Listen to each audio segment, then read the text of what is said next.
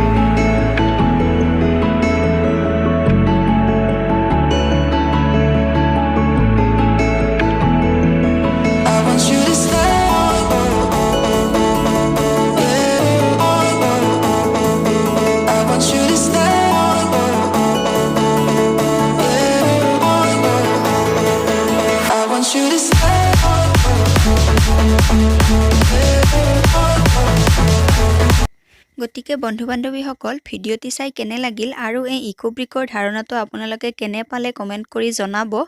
কাৰণ বৰ্তমান সময়ত এই ইকোব্ৰিকৰ ধাৰণাটো খুবেই প্ৰাসংগিক কাৰণ ইয়াৰ জৰিয়তে আমি আমাৰ পেলনীয়া প্লাষ্টিকসমূহৰ সুব্যৱহাৰ কৰিব পাৰোঁ আৰু আমাৰ চাৰিওফালৰ পৰিৱেশটোক নিকা কৰি ৰাখিব পাৰোঁ আৰু এইবাৰৰ ছায়েন্স ডেৰ মূল বিষয়বস্তুৰ লগত সংগতি ৰাখি আমি এইটো সাজি উলিয়াইছিলোঁ যদিহে আপোনালোকে চাই ভিডিঅ'টি ভাল পালে তেতিয়াহ'লে লাইক কমেণ্ট আৰু শ্বেয়াৰ কৰিব লগতে মোৰ চেনেলটি ছাবস্ক্ৰাইব কৰিবলৈ একেবাৰে নাপাহৰিব ধন্যবাদ